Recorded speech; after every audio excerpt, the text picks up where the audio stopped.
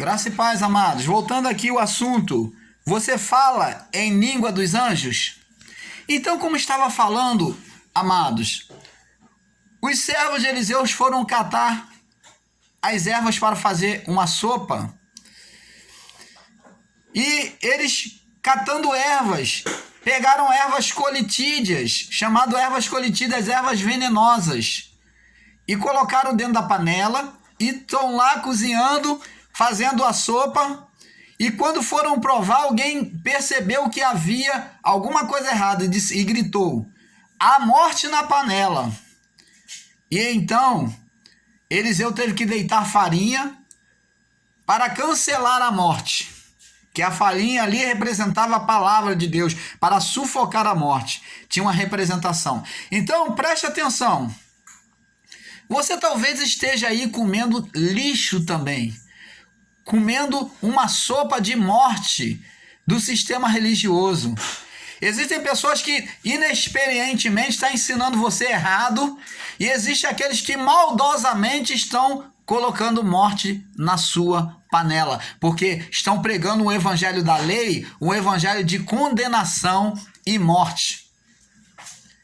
E quando eles disserem para você, se você não der o dízimo, você vai ficar com a vida amarrada, pode ter certeza que se você estiver debaixo do ministério dele, debaixo da submissão a eles, debaixo ao respeito àquilo que eles dizem, então você vai sofrer o dano sim.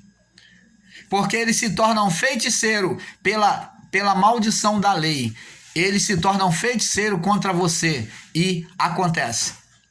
Porque você se submete à lei. Por isso que a praga rogada contra você te alcança. Porque você se projeta fora do reino de Deus e debaixo da maldição da lei. Você está entendendo? Então ele diz assim: olha, se você não vir para a igreja, o diabo vai fazer isso com você. O diabo vai amarrar. O diabo vai separar o seu casamento. O diabo, então, eles estão sempre usando o termo o diabo, a qual as pessoas que estão lá dentro têm medo, porque conhecem o diabo como um ser chifrudo, como um ser de asa, como um ser voante que vai realizar o juízo naqueles que são insubordinados a ele. Mas esse espírito, ele existe. E sinto muito em te dizer, esse espírito, ele existe, porque quem dá poder a esse espírito maligno é você. Você, na natureza divina, quando você presta o culto a Deus de forma errada, fora da graça, você está debaixo da maldição, você levanta um espírito maligno contra a sua vida, através da sua própria fé, da sua própria confiança que você deposita nesses homens. E aí se manifesta um espírito maligno sobre a sua vida, que amarra, que tranca, que faz sentenciar o mal, porque esses homens são feiticeiros, são bruxos, que vivem praguejando contra aquele que não lhe submete. Você quer fazer uma prova?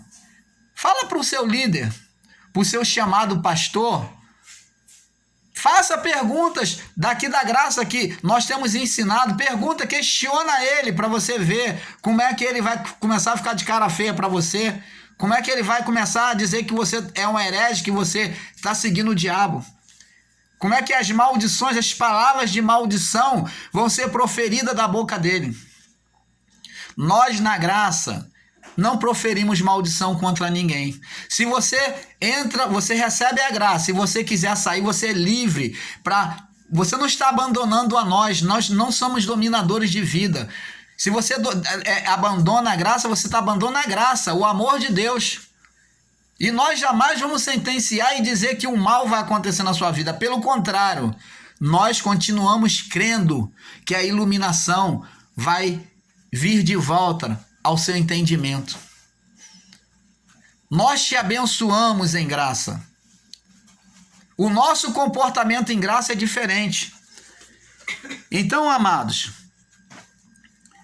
a linguagem dos anjos, que eles dizem que é a linguagem dos anjos, eles pegaram daqui, ó, e mistura com a linguagem estranha que Paulo está falando lá dos cultos, que estava sem disciplina, sem organização, sem sintonia, porque estava sendo uma bagunça. Todo mundo querendo falar a língua estrangeira após aquele acontecimento de Pentecoste. Então eles achou que toda vez que entrava um estrangeiro, se levantava, que nem nos dias de hoje, um homem exaltado para dizer que estava sendo usado por Deus e começava a querer falar em língua estrangeira. Então Paulo vem disciplinar aquele povo da igreja de Corinto. Porque Corinto recebia gente de todos os povos também. Por isso é que ele vem falar isso, ele vem ensinar sobre isso. E aqui no 1 Coríntios capítulo 13, foi da onde eles misturaram a língua estrangeira, língua estranha, ou língua desconhecida, e eles pegaram aqui e misturaram, o sistema misturou com isso aqui que eu vou ler para você. Paulo disse assim, ó, sobre o amor de Deus, a graça de Deus. Esse amor é o amor de Deus, porque Deus amou o mundo de tal maneira incomparável. Esse tal não se compara a nada. Esse tal aí é sem comparação. Que deu o seu Filho unigênito para que todo aquele que nele crê não pereça, mas tenha a vida eterna. E nós vamos ver aqui sobre esse amor que Paulo fala, esse amor de Deus. Ele diz assim, ó: ainda que eu falasse a língua dos homens e dos anjos e não tivesse amor, seria como metal que soa ou como sino que retine. Preste atenção. Ainda que eu falasse a língua dos homens e dos anjos. Anjo não fala língua. Ele usou o anjo para a pessoa mostrar a parte humana e uma parte divina. Ainda que eu tivesse a parte divina vindo dos céus. Entendeu? Ele usou essa comparação. Ele não falou que a pessoa fala. Ele falou, ainda que eu falasse. Se Paulo não falava, ele falava vários idiomas e não falava a língua dos anjos. Quem somos nós? Ou quem aqui vai falar a língua dos anjos? Se ele mesmo disse que não falava, ele está dizendo aqui que não falava. Ele não está afirmando que falava. Ele falou, ainda que eu falasse. Olha, ele quis dizer, eu sou poliglota, mas se eu falasse a língua dos homens e até dos anjos, que ele fala assim, se eu não tivesse amor, aqui ele tá falando em comparação ao amor. Ele está fazendo a comparação de língua dos homens e dos anjos para mostrar o valor que tem se a pessoa não tem amor. Então ele está usando esses exemplos para falar sobre o amor. O sentido aqui é o amor de Deus. Seria como metal que soa e como sino que retine. O sino que retine é aquele sino que está retinindo e não soa uma nota perfeita. Então fica aquela vibração.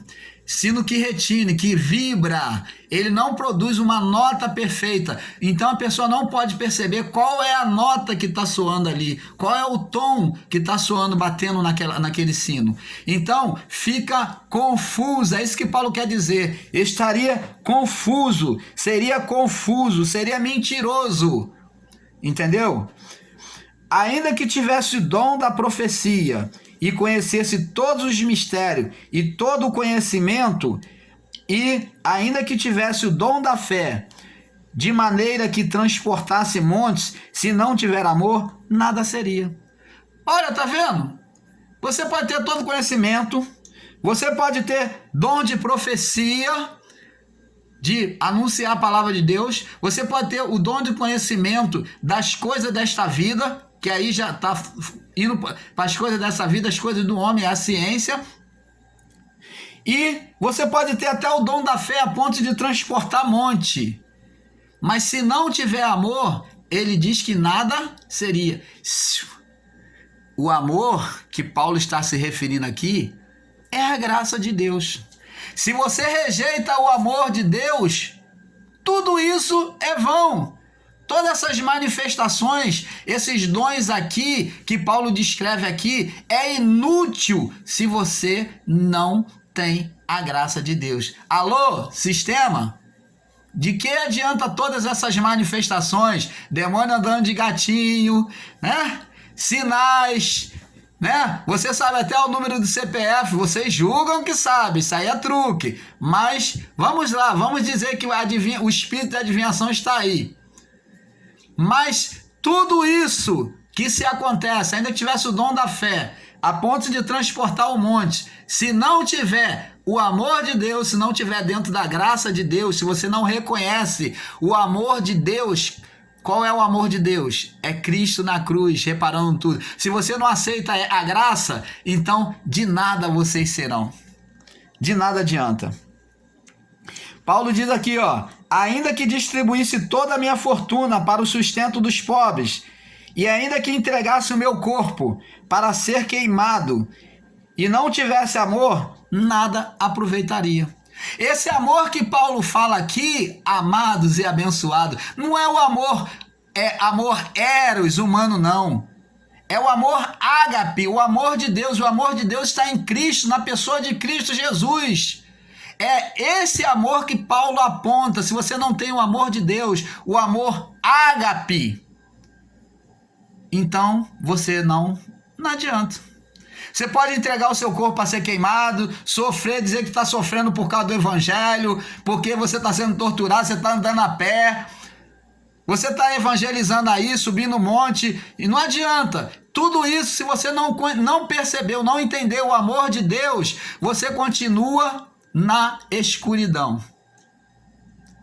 Se você não conheceu o amor de Deus, você continua na escuridão. O amor de Deus tem que ser conhecido em você, que é a graça de Cristo, é o favor, a obra de Cristo redentora na cruz. Se você não conhece isso, você continua nas trevas. Nada será. Você pode ser aos olhos do homem, aos olhos da igreja, né, de todo aquele povo que está lá, reverenciado, o pastor, o bispo, o apóstolo, você é.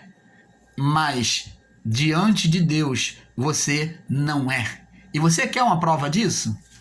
Porque Jesus disse, naqueles dias, falando do final dos tempos, muitos dirão, Senhor, em teu nome não curamos, em teu nome não expelimos demônio, em teu nome não fizemos sinais e maravilhas, em teu nome? E Jesus vai dizer a eles, apartai de mim, porque eu nunca vos conheci. Entende isso? Os sinais aconteceram, as curas, expulsaram demônios, fizeram andar de gatinho, de joelho lá, as entidades, fizeram vários sinais e maravilhas, mas não participaram do reino de Deus, não tinha participação, não tinha comunhão com o reino de Deus, porque não receberam e aceitaram o amor de Deus na cruz. Se você não aceita o amor de Deus na cruz, que é a graça de Deus, o favor imerecido, o favor incondicional para a sua salvação, você está negligenciando a graça. E logo, você não tem entrada no reino de Deus. Você não vive o reino de Deus dentro de você. Então, amados, Paulo diz aqui, ó, ainda que entregasse o meu próprio corpo para ser queimado, se não tiver amor, nada disto me aproveitaria. Ele está falando aqui, aproveitaria, nessa vida, tá vendo? O amor, verso 4, ó, o amor é sofredor, o amor é benigno, o amor não é invejoso, não fica cobiçando o ministério alheio, querendo que a igreja cresça mais do que é do outro, porque vê o outro com a igreja cheia. O amor não é invejoso. O amor não se trata com leviandade, com falsidade, com segundas intenções. Não se ensoberbece, ele não é exaltado, não é prepotente, ele não acha que só ele é que está certo. Não se porta com indecência, ó, tá vendo? Não busca os seus interesses, não se irrita, não suspeita mal. Quantos aí estão suspeitando mal um do outro aí, se debatendo? Não folga com a injustiça, mas folga, se alegra com a verdade. tudo sofre, tudo crê, tudo espera, tudo suporta. O amor sempre crê, ele sempre vê uma saída. O amor sempre vê uma saída. O amor nunca falha. Esse amor é de Deus, tá? Esse amor é o amor de Deus para conosco. O amor nunca falha, mas havendo profecias, havendo profecias, quando o amor chegar, serão aniquiladas. Você que dizia ser profeta, que entrega revelação aí no sistema religioso, a palavra de Deus diz que você é mentiroso. Aqui está dizendo que, havendo profecias, serão aniquiladas. Havendo línguas, línguas estrangeiras, cessarão. Havendo conhecimento, desaparecerá. Porque em parte conhecemos. Quem é que está falando aqui? Da revelação do amor de Deus. Quem é que conhecia em parte? Eles falaram, o Paulo descreveu em parte porque não tinha recebido a revelação ainda por completo. Então nós não conhecemos ainda por completo, face a face. Então diz aqui, em parte conhecemos e em parte profetizamos. Mas quando vier o que é perfeito, o ministério da graça, então o que é em parte será aniquilado. Tá vendo, profeta Babarassúria? Você já foi aniquilado, não existe mais. Deus fala direto ao coração de cada pessoa. Recebe aí.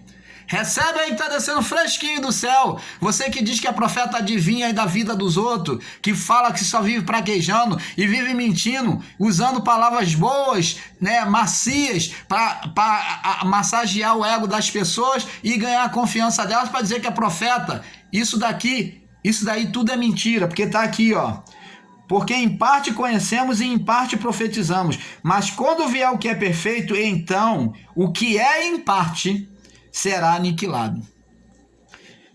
Então Paulo vem falar aqui, acerca do crescimento espiritual dele.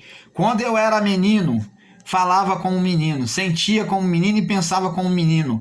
Mas logo que cheguei a ser um homem, acabei com as coisas de menino. Então ele falou, essas coisas que eu fazia errado da lei, ritual, purificação, ele está falando de menino, não é um ser, uma criança não. Ele usa a expressão de um ser, de uma criança, para mostrar sobre o crescimento espiritual, entendimento das coisas de Deus.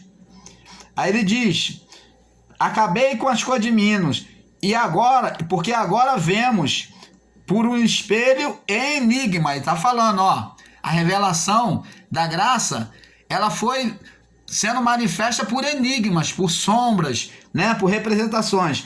Mas então veremos face a face. Agora conheço em parte, mas então conhecerei como eu também sou conhecido. Ele é conhecido de Deus. Então ele disse que ia conhecer a Deus como Deus o conhecia. Agora, pois, permanecem. Agora, pois, permanece o que permanece, neste mundo, nesta vida, a fé, a esperança e o amor. Mas o maior deste é o amor. Então, amada, reflita sobre essas mensagens maravilhosas. A paz de Cristo seja com cada um de vocês e que a iluminação do Espírito Santo alcance o vosso entendimento. Em nome de Jesus.